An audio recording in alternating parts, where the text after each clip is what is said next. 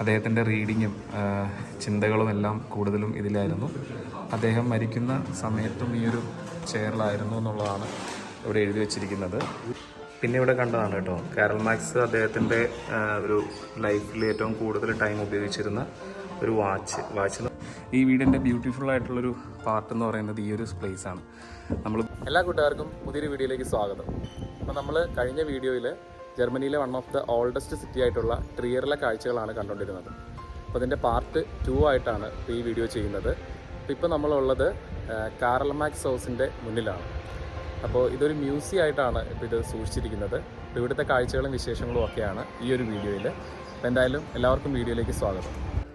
ഇതാണ് carol marks house. ഇതിപ്പോൾ ഒരു മ്യൂസിയം ആയിട്ടാണ് ഇവരിത് സൂക്ഷിക്കുന്നത്. അപ്പോൾ നമുക്കിതിൻ്റെ അകത്തെ കാഴ്ചകളൊക്കെ കാണാം.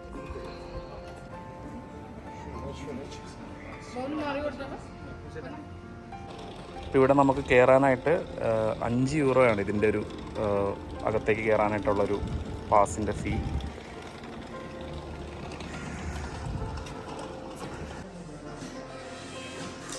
Okay, okay.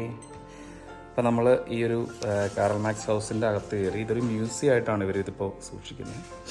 അപ്പോൾ ആനന്ദ് സ്റ്റുഡൻ്റ് ആയതുകൊണ്ട് ആനന്ദിന് 3.5 യൂറോയും ഞങ്ങൾക്ക് 2 പേർക്കും 5 യൂറോയും.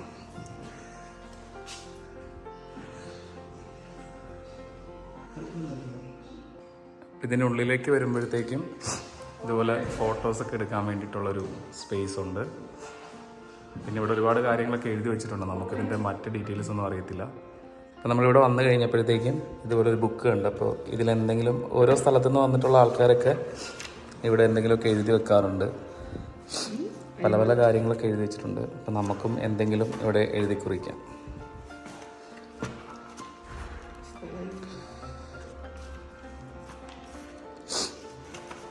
നമ്മൾ ഈ ബുക്കിങ്ങനെ മറിച്ച് നോക്കിക്കൊണ്ടിരുന്നപ്പോൾ ഇവിടെ തമിഴിൽ എഴുതിയിട്ടുണ്ട്. അതുപോലെ തന്നെ നമ്മുടെ മലയാളത്തിൽ ശ്രീകാന്ത് എന്ന് പറഞ്ഞിട്ട് ഒരാൾ എഴുതിയിട്ടുണ്ട്. അപ്പം ഞങ്ങളും എന്തെങ്കിലും എഴുതാൻ പോവാം.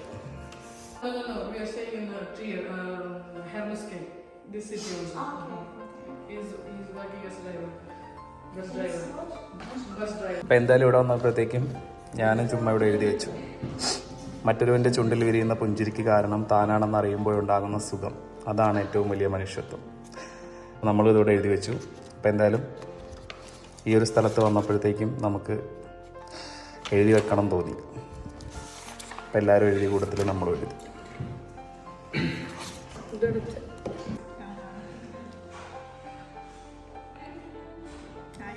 ഇച്ചോക്കണം. ഇതിനുള്ളിലേക്ക് വരുമ്പോഴത്തേക്കും ഇവിടെ ഇതിൻ്റെ ഇൻഫർമേഷനും കാര്യങ്ങളും എല്ലാം പറഞ്ഞിട്ടുള്ള ഒരു വീഡിയോ ഇങ്ങനെ പ്ലേ ചെയ്യുന്നുണ്ട്. പിന്നെ ഇതൊക്കെ ഇതിൻ്റെ ഫ്രണ്ടിൽ ഉണ്ടായിരുന്ന ഈ ബിൽഡിങ്ങിൻ്റെ മുന്നിലുണ്ടായിരുന്ന ഒരു ട്രീയുടെ ഒരു ചെറിയ പാർട്ടാണ്.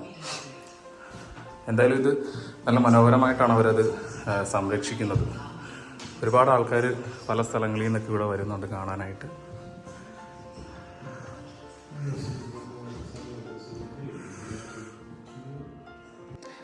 ഈ ഒരു വീട്ടിൽ അവർ ഉണ്ടാക്കി വെച്ചിരിക്കുന്ന ഒരു സംഭവമാണ്. അതായത് 1818 അദ്ദേഹം ട്രിയറിൽ ജനിച്ച സമയം മുതൽ പിന്നീടുള്ള അദ്ദേഹത്തിൻ്റെ കാലഘട്ടം, പിന്നീട് ജർമ്മനിയിൽ തന്നെയുള്ള ബോൺ എന്ന് പറയുന്ന സ്ഥലത്തായിരുന്നു, പിന്നീട് ബെർലിൻ, അത് ഓരോ കാലഘട്ടം അവർ കൃത്യമായിട്ട് വെച്ചിട്ടുണ്ട്. അതുപോലെ തന്നെ കൊളോൺ, ഇതൊക്കെ ജർമ്മനിയിലെ സ്ഥലങ്ങളാണ്. പിന്നീട് അദ്ദേഹം പാരീസിലേക്ക് പോയതും, അതുപോലെ തന്നെ ബ്രസൽസ് ബെൽജിയത്തിൻ്റെ സ്ഥലമാണ്. പിന്നീട് അദ്ദേഹം ലണ്ടനിലെത്തി. എനിക്ക് തോന്നുന്നു ലണ്ടനിലാണെന്ന് അദ്ദേഹം മരിക്കുന്നത്. അപ്പോൾ ആ ഒരു കാലഘട്ടം മുഴുവനും അവരിവിടെ ഇതുപോലെ ഉണ്ടാക്കി വെച്ചിട്ടുണ്ട്. മറ്റിതിൻ്റെ ഹിസ്റ്ററിയും കാര്യങ്ങളൊന്നും നമുക്കറിയത്തില്ല.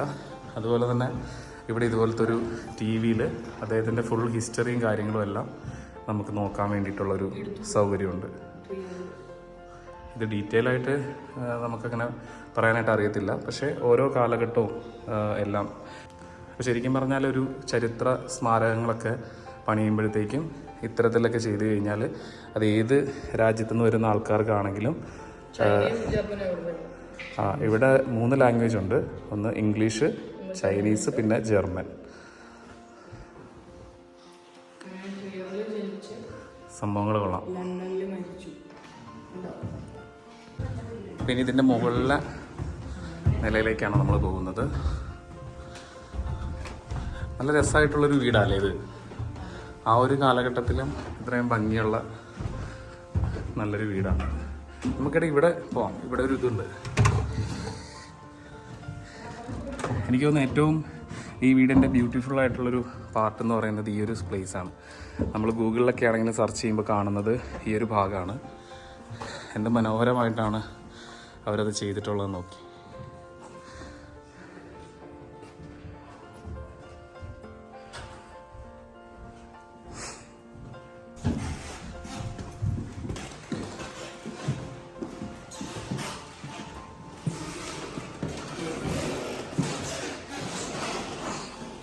ഇങ്ങോട്ടേക്കൊക്കെ വരുമ്പോൾ ഇവിടെ ഓരോരോ അദ്ദേഹത്തിൻ്റെ കാര്യങ്ങളൊക്കെ ഇവിടെ എഴുതി വെച്ചിട്ടുണ്ട്.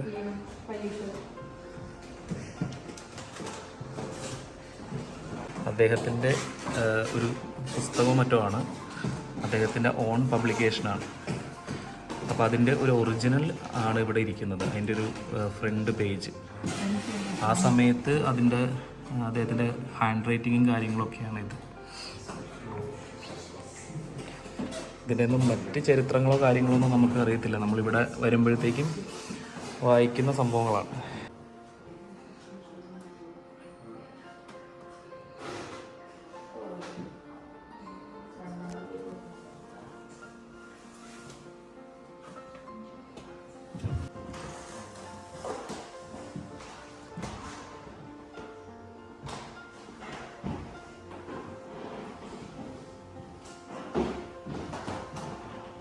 പിന്നെ ഇവിടെ കണ്ടതാണ് കേട്ടോ, കാരൽ മാക്സ് അദ്ദേഹത്തിൻ്റെ ഒരു ലൈഫിൽ ഏറ്റവും കൂടുതൽ ടൈം ഉപയോഗിച്ചിരുന്ന ഒരു വാച്ച് എന്ന് പറഞ്ഞാൽ നമ്മുടെ ഇന്നത്തെ കാലത്തെ വാച്ച് എന്ന് പറയില്ല, അന്ന് സമയം നോക്കാനായിട്ട് ഉപയോഗിച്ചിരുന്ന ഒരു ചെറിയൊരു ക്ലോക്ക് പോലത്തെ ഒരു സംഭവം.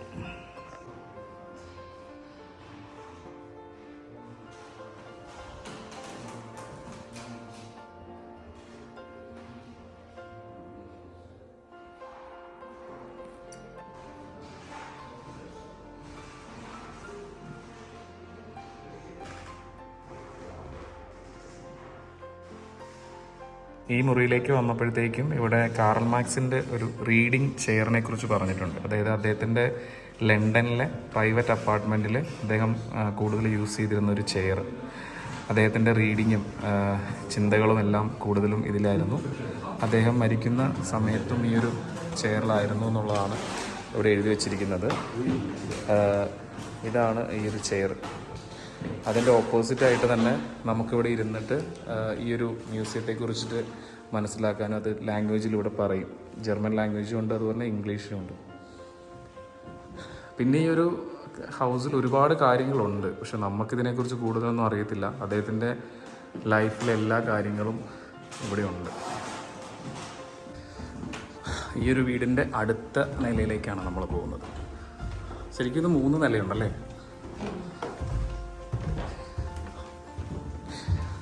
പഴയ കാലത്തെ ഒരു ജർമ്മൻ വീടാണ്, പക്ഷെ ഭയങ്കര ബ്യൂട്ടിഫുള്ളാണ്.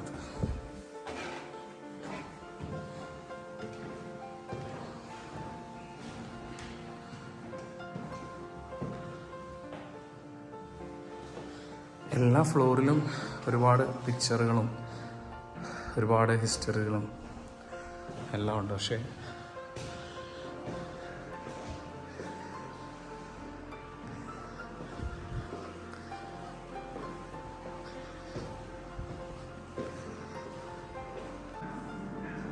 ഇവിടെ വരുമ്പോഴത്തേക്ക് ഇവിടെ ഒരു ചെറിയ തിയേറ്റർ പോലത്തെ ഒരു പ്രൊജക്ടറുണ്ട്.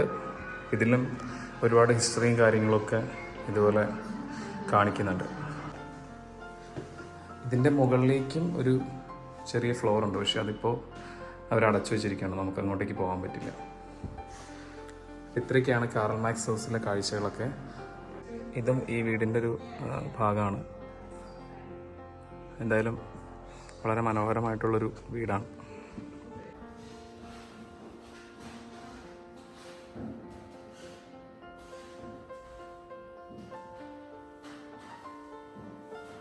അപ്പോൾ കാറൽ മാക്സ് ഹൗസിലെ കാഴ്ചകളൊക്കെ കണ്ട് ഞങ്ങൾ പുറത്തേക്ക് ഇറങ്ങി. അപ്പോൾ അതിൻ്റെ ഉള്ളിൽ ഒരുപാട് കാര്യങ്ങൾ എക്സ്പ്ലെയിൻ ചെയ്യാനൊക്കെ ഉണ്ട്, പക്ഷേ നമുക്കങ്ങനെ അതിനെക്കുറിച്ച് കൂടുതലായിട്ട് അറിയത്തില്ല. അപ്പോൾ ജസ്റ്റ് വന്ന് കാണണം എന്നൊരു ആഗ്രഹം ഉണ്ടായിരുന്നു. അപ്പോൾ നമുക്കത് കാണാനായിട്ട് സാധിച്ചു. അപ്പോൾ എന്തായാലും ഇനിയിപ്പോൾ അടുത്ത വീഡിയോയിൽ കാണാം. ഇതുപോലുള്ള യാത്രാ വീഡിയോകളും കാര്യങ്ങളൊക്കെ ആയിട്ട് നമുക്ക് ഇനിയും കാണാം. അങ്ങനെ നമ്മുടെ കറക്കമെല്ലാം കഴിഞ്ഞിട്ട് നമ്മൾ വന്നു. ഇപ്പോൾ ജർമ്മനിയിൽ നമ്മൾ ഏത് സിറ്റിയിൽ പോയാലും ഇതുപോലെ പാർക്കിംഗ് സ്പേസ് ഉണ്ടാവും.